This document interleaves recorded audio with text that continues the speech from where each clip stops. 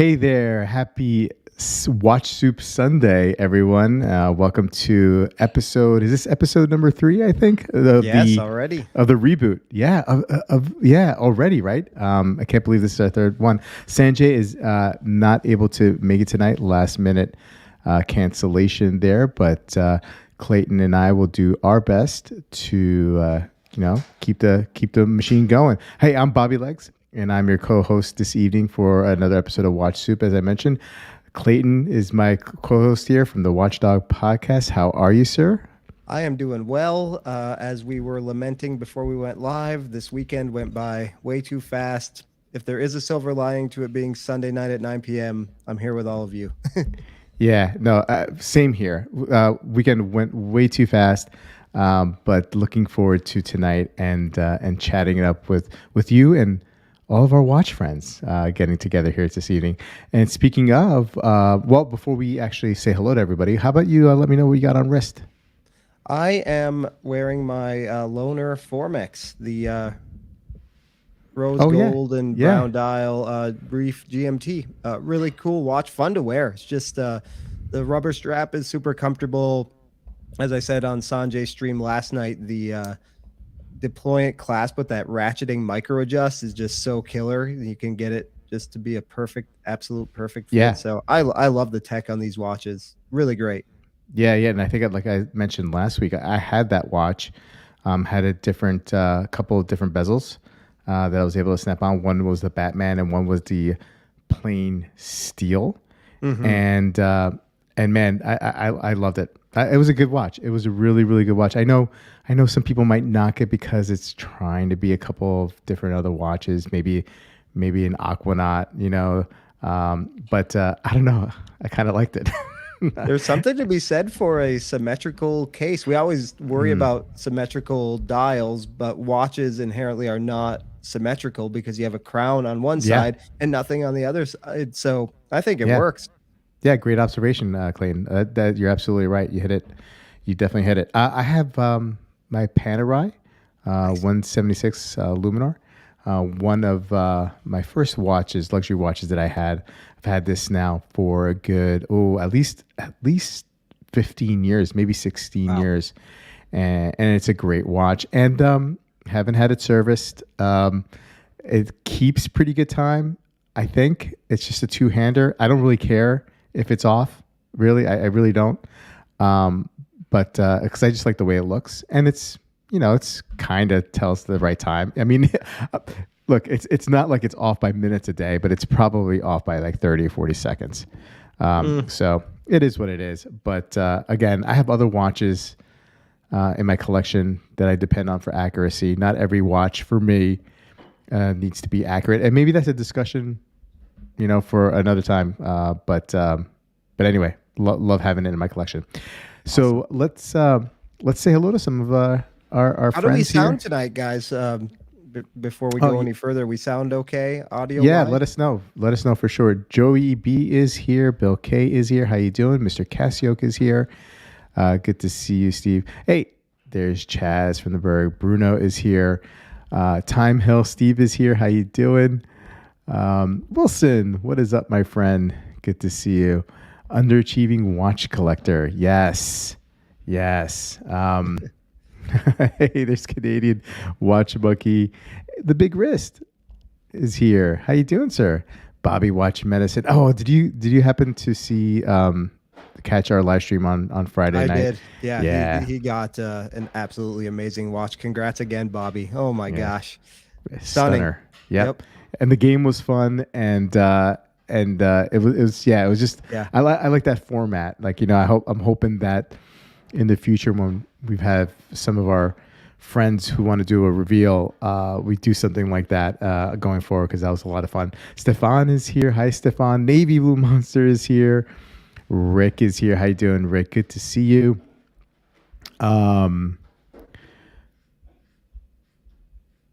Ep is here. Hey, Ep. Good to see you here as well. And I think we're sounding pretty good. And the reason why we're hyper focused on that, we want to provide a good show for you guys. But as we mentioned, You can hear these episodes now via podcast. Where are we up on right now, Clayton?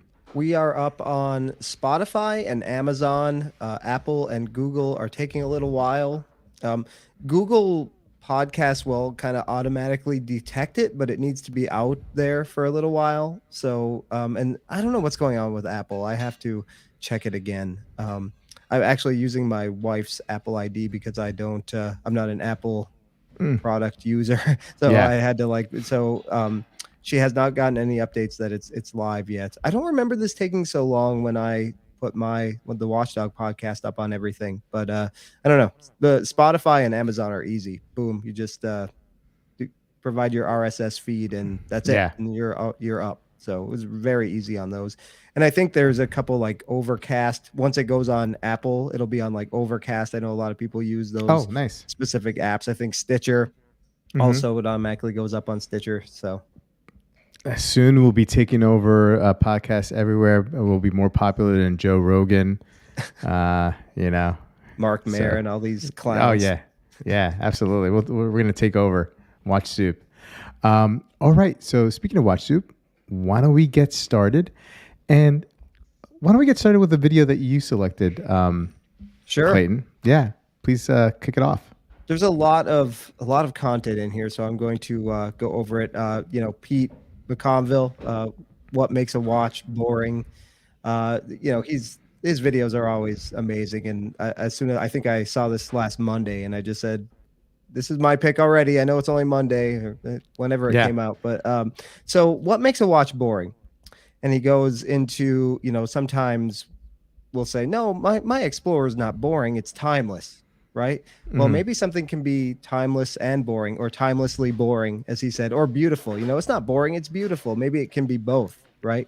So then he goes into defining what boring is. It's, uninteresting. Well, what does interesting mean? Then he gave characteristics of interesting, exotic, risky, thought-provoking, and he gave, many descriptors. And it doesn't have to be one to be, interesting. It doesn't have to be all of those things. It can be risky. It can be exotic. Like, I think a risky watch is that Fortis I have. Like, Fortis making 1,000 watches that you can't really see the time unless you put moisture on the crystal. Like, it's sort of risky. And that's really cool, right? Buying one and manufacturing one is pretty risky. So, and also, just because something is simple and functional doesn't mean it's boring either, right? And then he goes into the example of his little 34 millimeter Alpina, which is interesting for a bunch of reasons. He says it's small, it's vintage, it's a dress watch, and in the context of a 6'3" man I didn't understand that he was that big, by the way, 6'3", 8-inch wrists. I didn't know Pete was a giant of a man. Anyway, so when he wears a 34 millimeter vintage Alpina dress watch, it is remarkable, meaning that people remark on it. It's a conversation starter. So in the context of today, being a vintage watch, a very small vintage watch on a large wrist, it's a very interesting watch. And then he talked about the opposite, about effing time, mentioned red bar events. And if you wear a Rolex, like, that's boring. To a red bar event, like, oh yeah, we've seen a million of them, like, wear something interesting. So in that context, it's boring. So yeah, when we think about what makes a watch boring, context is everything. So there's two things. So it's, one, design and manufacture. Was it safe for them to produce this watch, or was it risky, like the Fortis? Very risky. Or can we just produce, a boring, indice only field watch, just very safe? And then, is it risky or interesting to purchase and wear? That is the other thing that might make a watch boring. Will you buy the wild watch, like your Romain Jerome? That's a, very exotic watch, right? That takes a certain amount of risk on your end to buy something like that. That's not a traditional watch. Or we can make the safe choice and just buy the watch that everybody, not to pick on the Speedmaster or something, but it's kind of like a safe purchase, right? Or a Rolex Explorer, or something that's going to save its, hold its value. And then, yeah, we went over that. So people think Rolex is boring. A lot of people say Rolex is boring, and it's probably because they don't really do anything wild and crazy. They tweak iterations of the same watch. They're recognizable, even though they make small changes every few years. Dial colors, you recognize the Daytona 40 years ago, pretty much looks the same, even though they've done some minor changes. Nothing radical. He said if an LHD GMT causes a stir, then you're probably not doing like a whole lot of crazy stuff. So, and then gets ugly when we start calling watches boring, because if you bought a watch and I say, boy, that's such a boring watch, it's almost an insult, because I'm sort of like making a commentary on you. Like, you obviously like that watch enough to spend thousands of dollars on it. So that's when it might get a little dangerous, when it could be conceived as an insult. Right. If you tell me my watch is boring, what does that say about me? I'm a boring person, right? So, watches can be boring, like he said, now, but in 5 years, maybe not so much. Maybe something changes. They're in a movie, a celebrity wears it or something. So yeah, we can discuss it after. I'm sure you have a lot to say on this, but I thought it was an interesting way to look at whether watches are boring or not. All about context. I think that's so creative. I really loved this video.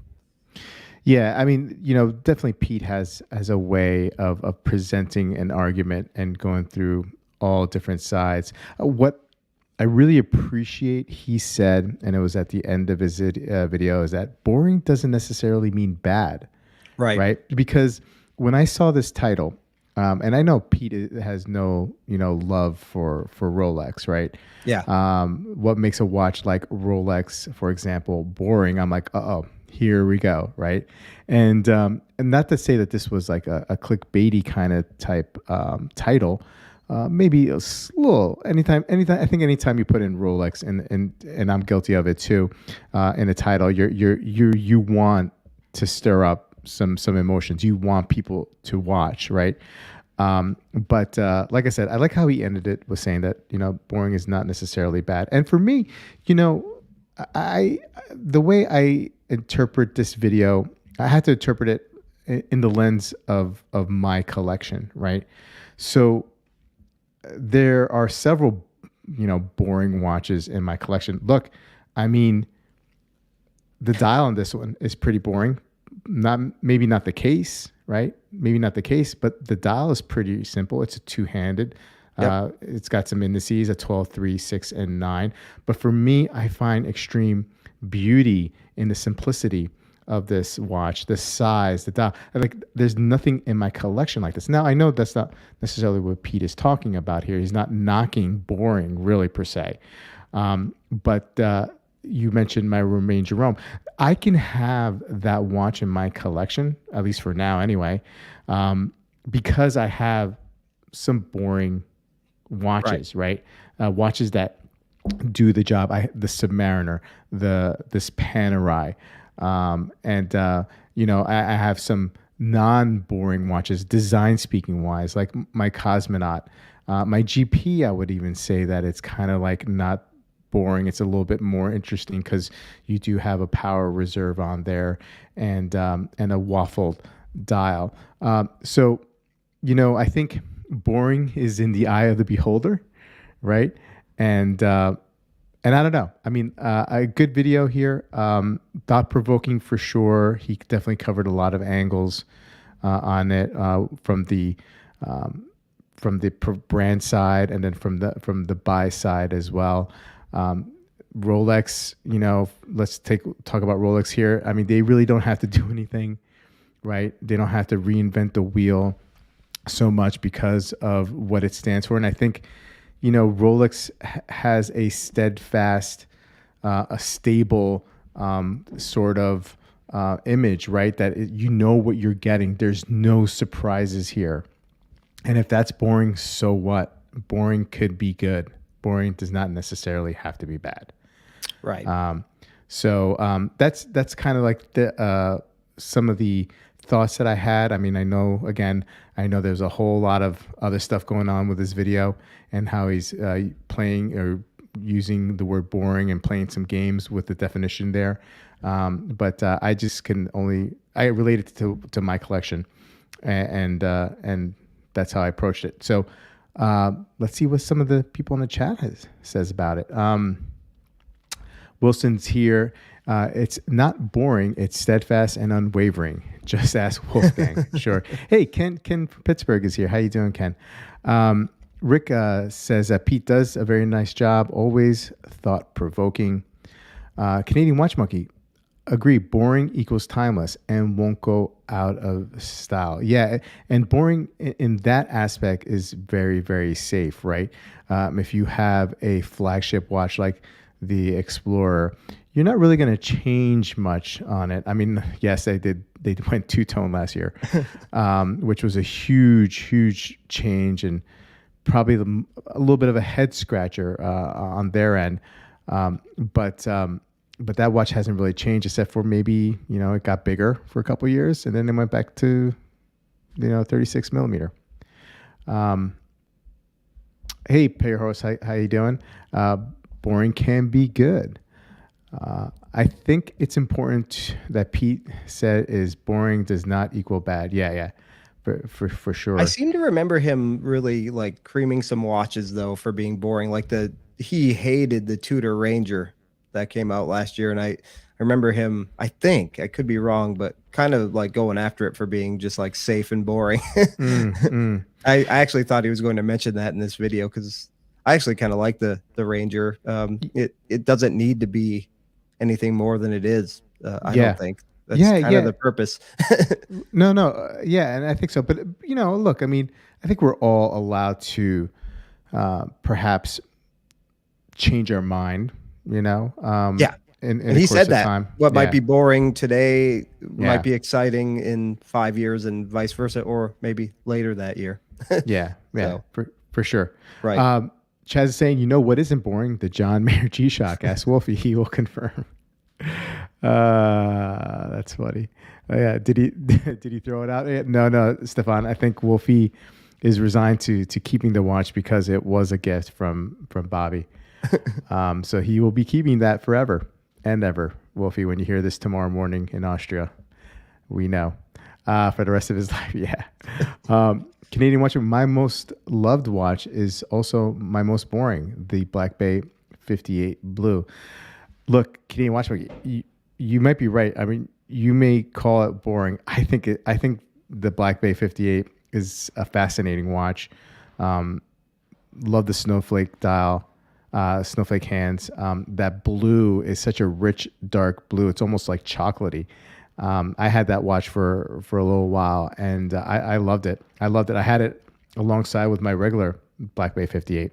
I ended up keeping the regular Black Bay 58 for that time because it was the original, and I kind of favored the vintagey look with the gold tone hands and whatnot. So, but great watch. I don't think that watch is boring at all.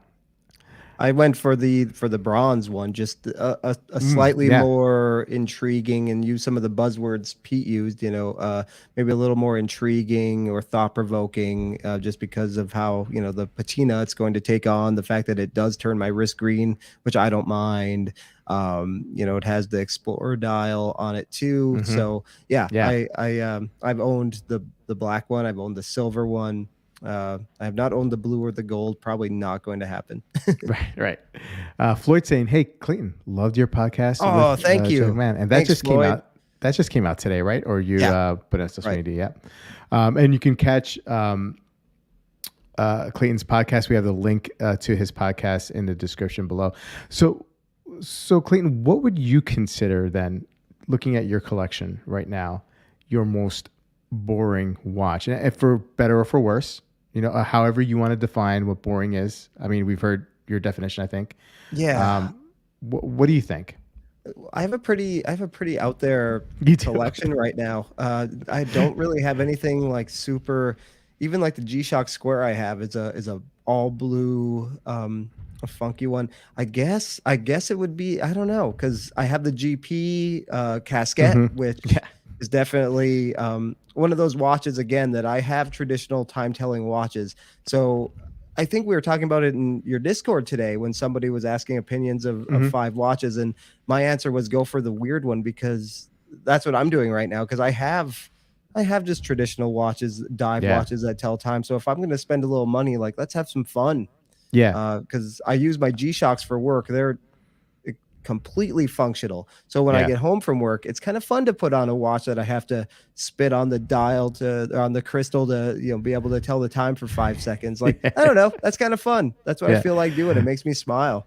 And the GP is a useless time teller in the sun. It has that old school LED. I can't, if it's sunny out whatsoever, you can't see it outside. But I still love it. Yeah. And to tie Pete back into that, what you just said, Clayton, I remember Pete, I don't know if it was on a live stream or on a video that he did, or on the live stream talking about a video that he did, but he had mentioned that, you know, everyday watches, right? An everyday watch, like too many everyday watches will kill your collection, right? You know, and so I'm gonna, for this part of my argument, I would say, you know, let's call boring like an everyday watch, right? Something that has like 3 hands, a date, or maybe no date, kind of is a black or blue dial that kind of like would go with a lot of what you wear or your lifestyle, right? Those, having a boring watch in your collection is almost it's extremely necessary, right? If you're a collector, because it does allow you, like you, to take risks with other watches, right? Because you have the boring part of the collection, you have that covered, right? Now you can get a little exotic. Now you can get a little crazy. Now you could do something that maybe people necessarily, if you're walking with that watch down the street, they don't see that often, or you wouldn't see that often, somebody wearing that watch either. You know what I mean?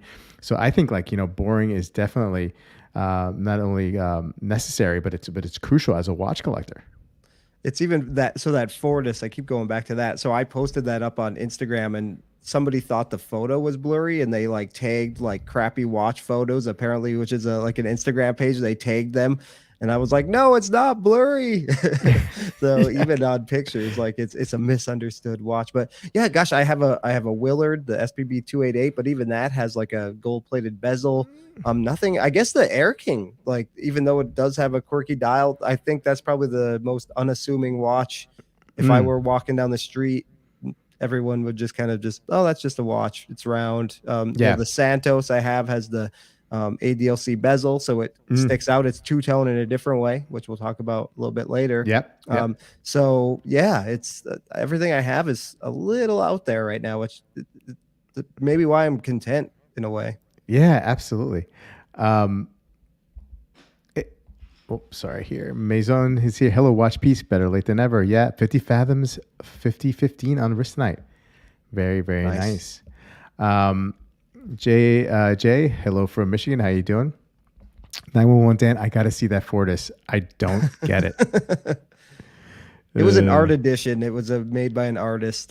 Fortis does a lot of those. Rolf Sachs is the artist, and it's a winter themed watch, so that's why they went for that.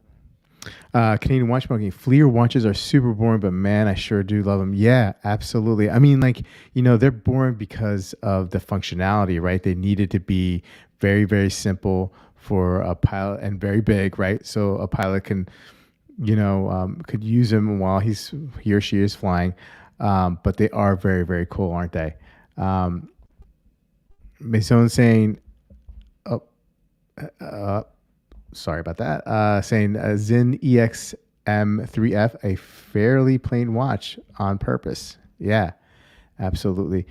Milos is saying, I want to get a Seiko 5 SN XS79. What do you think? Well, Milos, come back on Tuesday and on the Tuesday live stream, and we'll talk about it. Tonight's theme is I don't know that one offhand. I can't. And I'm also don't know it offhand either, but we can take a look at it. We could take a look at it for sure if you come back on Tuesday. Thank you, Bobby. Is there a watch you think is just painfully boring that you wouldn't buy because you think it's just so blah? So, yeah.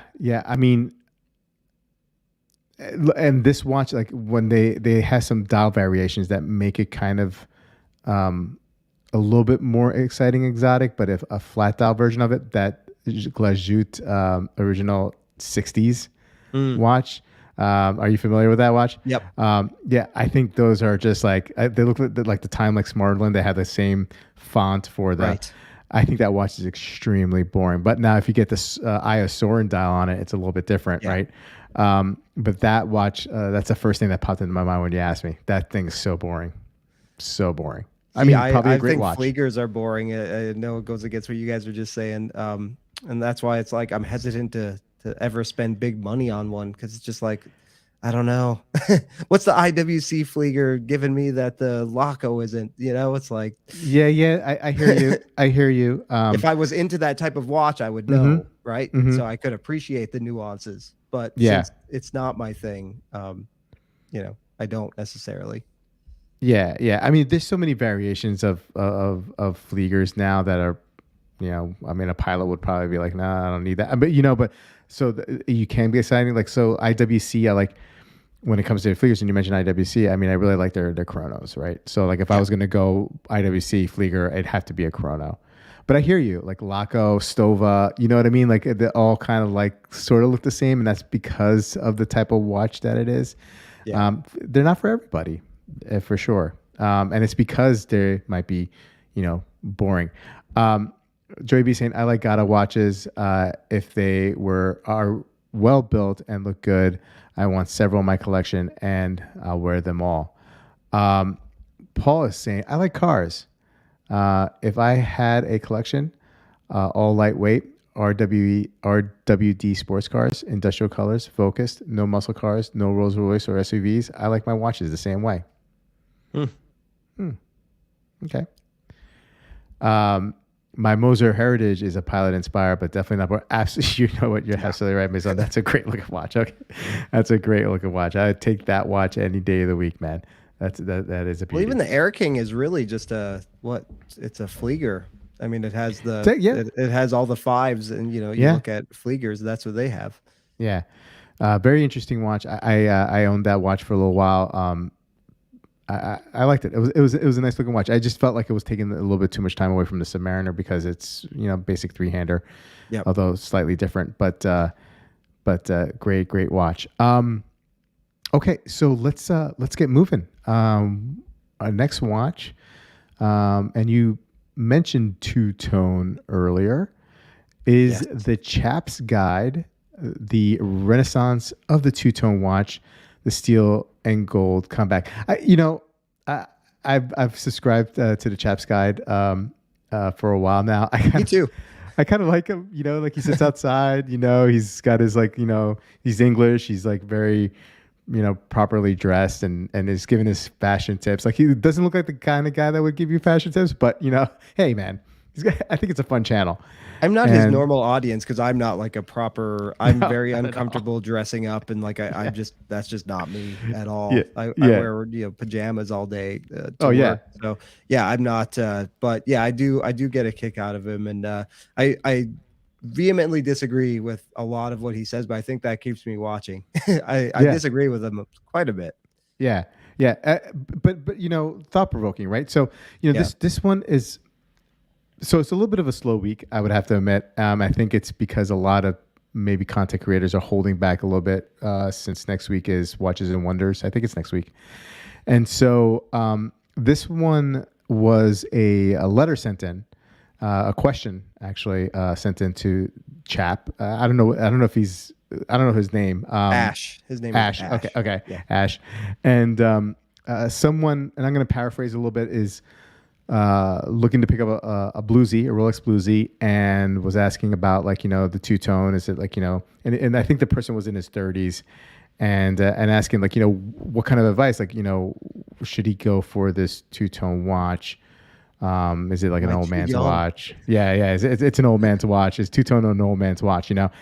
And so I thought Ash did a really good job explaining where he came from and looking at this topic. He was born in the 1970, grew up in the 80s and 90s. And when two-tone watches in the 80s seemed to become really, really popular, right? I mean, Rolex had been doing it for a long time, but a lot of other brands were doing it. And then it lost favor. And so he's saying that it's coming back. It's been a renaissance, which I agree. I've been seeing more brands do, and it's because of a couple of things, right? It's because of that nostalgia. I think you see a lot of people our age, having looking back and seeing the two tone. It kind of reminds them of the '80s, yuppies and people like your Wall Street broker kind of guy wearing a two tone watch. And then there's also, with the rise in popularity of stainless steel sports watches, especially with Rolex, and how difficult they had become to get in the last couple of years, that the two-tone versions were great options because they were available at the time. And so, I've noticed, and so I thought about myself here in regards to two-tone, and I technically have a two-tone watch. I have that Cosmonaut. It does have an 18 karat gold bezel. It's not plated. It's actually gold, so it's two-tone. And I thought to myself recently, well, let me take a step back a little bit. If you had asked me 4 or 5 years ago, would I consider a gold watch or a two-tone watch? I would say absolutely not. That's not for me. Not that it was, I thought, like, an old man kind of like thing, but I just didn't like gold. I like that silver, or if I was gonna do gold, I'd do white gold, right? I didn't like the flashiness of gold. In the last couple of years, I've changed. I think, like, the way I look at it, I've changed a bit, and I'm starting to like the look of gold, especially rose gold with watches. And I aspire, one day to get a dressy piece when I become a gentleman, a dressy piece like a rose gold case watch with a black dial and rose gold hands, so like, it's appealing to me. And I think I was talking to our friend Amin one time. I think it was Amin who said this, is that when you get older, like that's a thing. Like, people, when they get older, they get attracted to gold, right? There's something about it, right? That is attractive to people as they get older in age. And whether that's because there's like a sense of like how it's special and how it's like a store of wealth, you can actually afford it too. And you can afford it too, right? And so I don't know. I find it very, very appealing. What do you think about the video and your thoughts on two-tone? Yeah, I like his videos because, like I said, he cracks me up. Like I think he released like a boot video in the last couple of days. Like I get a kick out of some of that stuff because it's not me, and I think that's what I like about it. Anyway, I had a two-tone oyster quartz date just last year. Yeah, I remember that watch. Yeah, I wore it, hiking in the woods. There was, like hipster. It's sort of like the well-to-do hipster move, right? For me, that's how I felt. Like, I was wearing it almost ironically a little bit, like wearing a two-tone oyster quartz, very fancy looking watch out and about hiking around. I was comfortable doing that. But it's like I had a hipster kid working for me one time, and he wore like an F91W and the A168. Like, so it's I felt like that kind of like fish out of water watch for me, but that's what made it appealing to me in a way. So yeah, I'm drawn to two-tone. I have I really like that SPB 288 with the gold bezel. I'm actually looking at the tri-tone S&P 300 that Topper has. Yeah, we're gonna try and do some wheeling and dealing tomorrow. So I'm all for it. I absolutely love it. Maybe it is in my mid 40s now. Maybe that has something to do with it. I don't know. If you asked me when I got into watches 4 years ago, probably would have been a bit turned off, but because it does have the old man vibe. But hey, I'm an old man now, so let's do it. Let's go all in. No, I'm all for it. I love it. I think it looks great. Chat, let us know how you feel about two-tone or full gold. Oh, and it was interesting. One last thing I'll point out from Chap, like he got into it, and the reason why he feels, and this is from personal experience from him, that why two tones are coming back is because, well, full gold watches are really expensive. So two tone, still more expensive than the stainless steel version, but way less expensive than the full gold version, and you still get that full gold. You still get that gold feel, and it's more. What's the word I'm trying to find here? It's more versatile, right? Yes. So versatile. It could be sporty and dressy, right? Right. Chat saying here, Wilson, a little chuchone goes a long way. Yeah.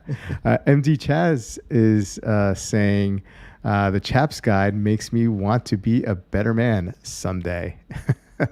He's such a proper gentleman. Yeah. Ash, yeah.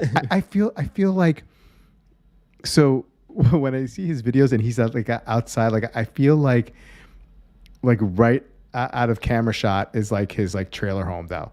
Like kind of like the movie Snatch when they go to the Pineys, the Pikeys, you know what I mean? Like he's all like proper. Like I'm sure it's not like that. I'm sure, but that's like in my mind. I bet he lives in Connecticut. He's not even English. If he's not even English and he lives in Connecticut, that man, that's brilliant. That's brilliant. Wilson saying two-tone done right is very versatile for sure. Two-tone can look amazing. Two-tone equals disco. Disco, Paul says. When racing was dangerous and sex was safe, I want a two-tone. Let's go to Studio 54 with our VHS. Yeah. Underachieving watch collector. I couldn't get a steel GMT from my AD, but it was offered a two-tone root beer and love it. That's my favorite Rolex.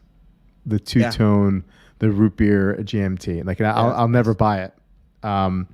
But that is my favorite. Like if you said, Rob, pick out your favorite Rolex, you can have any which one you want, I'd pick that one. Yeah. I love the way it looks. Stefan saying, got a two-tone Chronomac I bought at 27-year-old and 2002 and love it. Excellent. Gold, yeah. Goldschlager, Paul. He's asking what the drink is with the gold flakes in it. Goldschlager. Yeah. Goldschlager. Oh man, that became popular when I was like in my early 20s, and I remember going to the bars and drinking that because it was like, oh, it's Goldschlager. Man, I don't know, man. Probably couldn't do it anymore. No way. KR Joy just got my two-tone 57. Still honeymooning. Very nice, man. Chaz is saying Bobby Legs is aging before our eyes. Yeah. 2 months I'll be 50. Also saying I've liked gold from birth. Just call me Benjamin Button. Okay. Oh boy. Old people and gold teeth. There you go. Joey B saying, I'm very specific when it comes to gold. Root beer is one of the few gold sports watches I'd love to own. I'm a yellow gold two-tone guy like that. Oh, you like the yellow quartz? Yeah, I don't dislike rose gold, but if I had a preference, it would be yellow. I think it depends. Like I prefer the rose gold, but the two-tone Seamaster with the blue dial on blue rubber, I was when I saw it in the Senna gold, I was like, that is awesome. And for the longest, I was like, okay, if I'm going Seamaster ever, that's what I'm getting. But now I think I like the yellow gold, the yellow gold two-tone version of that watch more than the Sedna gold version. So I think I can go Sedna or rose or yellow. It just depends on the overall package of the watch, right? It depends on the other colors that it's going off of. So all about the whole color combo. Like I like the bluesy. I like I like the black one too. One of my clients has the two-tone black Submariner pre-ceramic, really, really sharp. Yeah, I wouldn't like the bluesy if it was that rose gold that you see on the root beer. Right. It has to be blue and yellow. Yeah. And maybe that's it. And that, again, with the Seamaster, it's the same thing. Maybe it has to be blue and yellow. This just works with each other better. Green and yellow also work well. Green and yellow also very well. Yeah, absolutely. Yeah, green and rose now. But well, I Right. don't know. I mean, you have that day date, the president with the olive. Yeah. Isn't that a rose gold? Do they have a rose gold with the olive dial, the green dial? That Oh, looks it pretty was that good. yellow. I don't I know. I think I can't think think. yeah, I can't think. I thought I remember it being they also one year maybe had a rose gold version of it. I could be wrong. Um, Detroit Spartan have that? oh, he has everyone. Yeah. He has everyone. So it doesn't matter. Yeah. So your Might be answer the to your green question and is rose. yes. Yeah. Oh, Yeah. yeah. Right. The two tone has to be the right watch. It has to be the right watch. I still have my eye on the Glazut original CQ Panorama Date bicolor. Yeah, that's a good looking watch. Yeah. I think Wolfie might have that one. Two tone with a gold dial is the bomb. Symphony for the bezel. I feel like building a fire and boiling water when watching his videos. Yeah. You want to get a tea on? Okay. Man. Steve is saying here, I'm having problems clicking with my mouse. At some point in the last 2 years, I fell in love with a two-tone root beer. Yeah, you're not the only one, man. Navy Blue Monster. I'm not into two-tone. I'm more into full white gold or rose gold if I had to go precious metal. Well, fair enough. Probably throw it in a log and F5. Today it was like in the 30s. I should have. It's been like in the 50s mostly the last like week or so. And so it doesn't make sense to do that. But today, like I dropped the ball because I have some firewood here that I probably should, and it probably would have been the last fire of the year. Anyway, Canadian Watch Market. Is it just me or does Bobby look like the abominable snowman? Do I? Do I look like the abominable snowman? I hope so. These mics sound great. Thanks, Haman. Appreciate Oh, it. wow. Thank you. Thank you. You look more like Cornelius. He was the guy who hunted the abominable snowman. I'll call you No, Cornelius. that was Yukon Jack. Wasn't that Yukon Jack? Not Yukon Jack. Yukon something or other. But Cornelius Yukon was Cornelius, wasn't it? What was the dentist name? Yeah. Yeah. Oh, what was I? You know what? I should or something like that. I just like probably read those books about 2 months ago. So to my kids. Tudor Diet Root Beer is a great option. Yeah, Joey, I was thinking that too.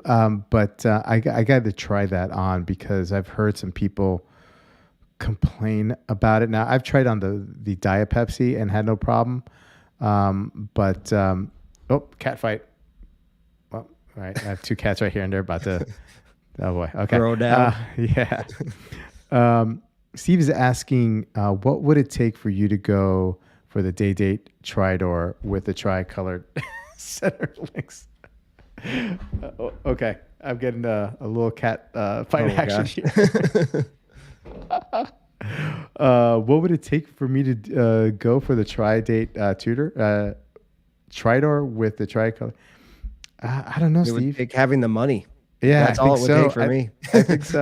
I think so. That Tritone sweet. Seamaster is simply awesome. Yeah, we're gonna talk. We're gonna talk tomorrow. Jay and I. So we'll see what happens. Yeah, good luck, Yeah. man. 60th anniversary day date and Rose with Olive Dial. There you go. Hermie. It was Hermie. Hermie's the dentist. Hermie.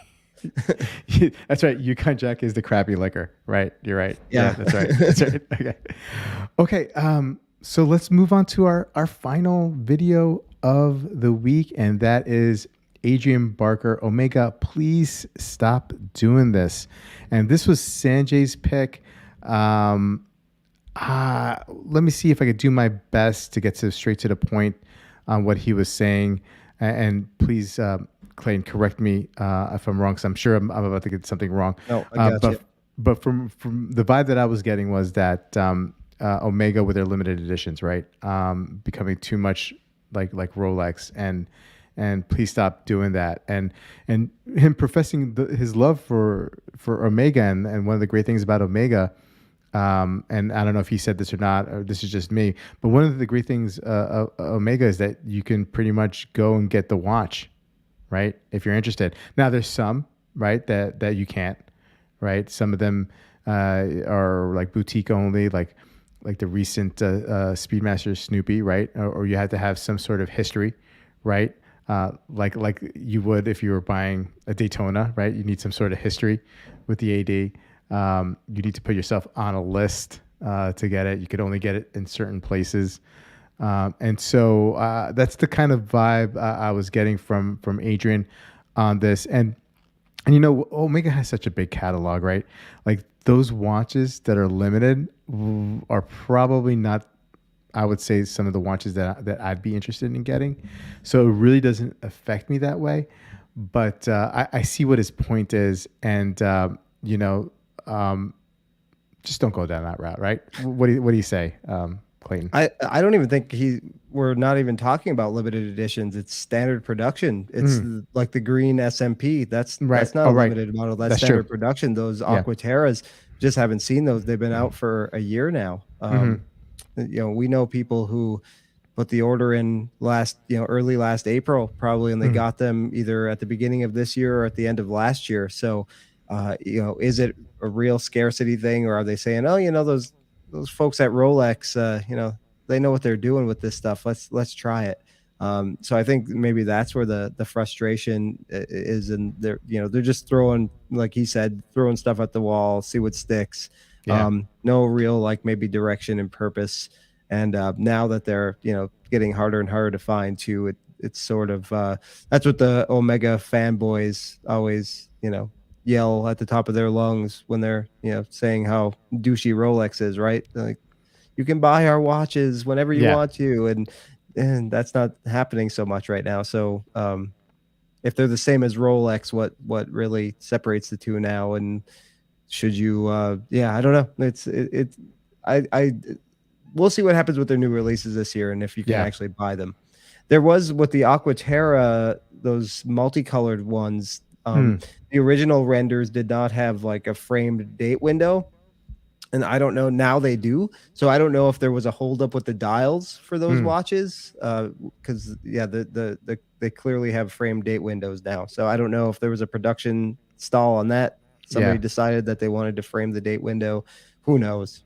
And the green S&P, I have no idea why, though that rollout was so slow. Yeah. No idea either. But hopefully that kind of stuff is just something as innocent as supply chain stuff. You know what I mean? Or maybe they did a quick pivot, with those Aquaterras, and maybe there was an outcry. How could you not frame that window? And they framed that window, and maybe they're listening to some of us. Yeah. Who knows what the reasons are? I just hope it's not nefarious, right? I hope it's just not trying to create some sort of artificial demand that's not there, and in the hopes of creating a more exclusivity to the brand, because I think that's a great thing about Omega. Like, as I mentioned before, the availability that you can go down there and get any kind of Omega that you want, pretty much. Omega is definitely my favorite brand of a watch that I've never owned an Omega, and one of these days I hope to. But I like the fact that you can go out there and get it. That it's a high quality, it's the bulletproof type watch, with great technology in their movements. And just so much variety in their catalog that it really appeals to a whole wide people without losing quality. I mean, I don't really. There might be some Omegas out there that I don't like, but I don't think that the quality has fallen off. I think they're just it's just okay. That's just not for me. They're also doing a lot of crazy high priced stuff too. That which is fine. Yeah. I think, but some people may be like, okay, well, now they're doing all these multi-$100,000 watches, but they're never going to stop, obviously, making the. I can't. I'm not going to knock them for trying to do something like that,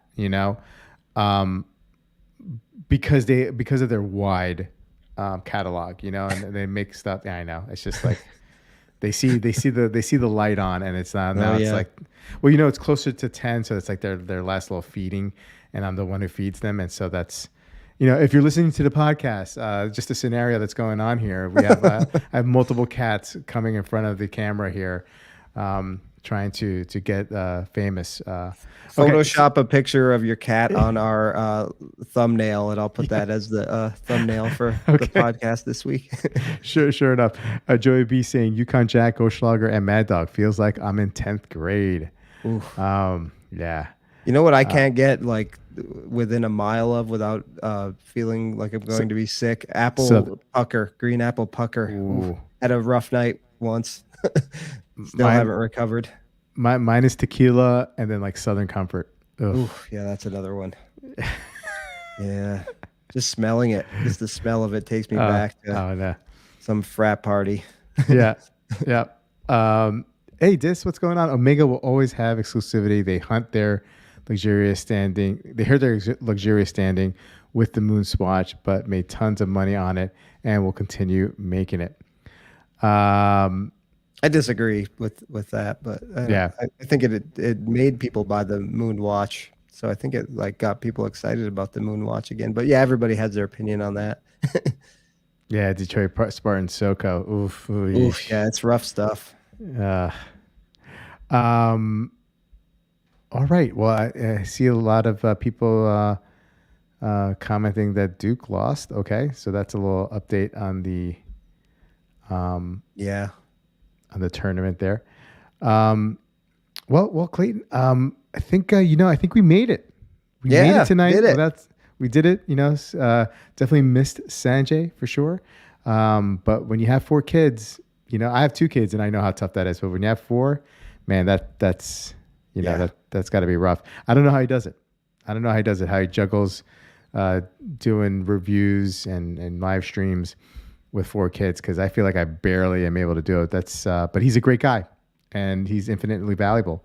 As so are you, Clayton, and so am I, and so are you, Chat. You're precious too, Bobby. Yeah.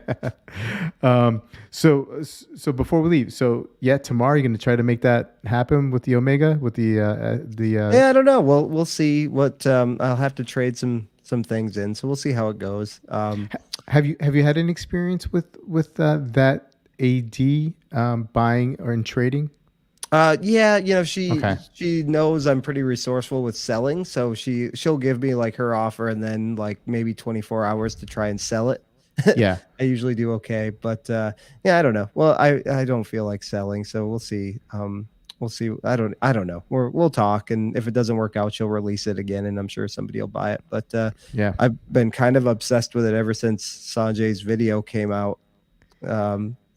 And then the packaging is super cool. The watch just looks like two-tone badassery. So and then when one came up, I was like, oh, let's see if we can make this work.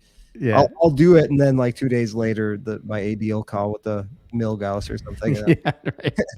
That's usually how it goes. Hey, but it's okay. It is what it is. That's not a bad problem. So it's a life of a collector. Right. Well, anyway, best of luck, and hopefully next week on Watch Soup episode 4, we'll have a new watch reveal from you. Yeah. We'd love to see that. Well, everyone, thank you so much for joining us tonight. Really, really appreciate it. Stay tuned. Some point early this week, the podcast version of the stream will be out there for you to listen to on your drive to work or when you're working out. Clayton's Watchdog Podcast, the link is in the description below. Sanjay's channel, Engineer Wannabe, also the link below. Thanks again, and we'll see you guys next week. Take care. Bye, guys. Good night. Thank you.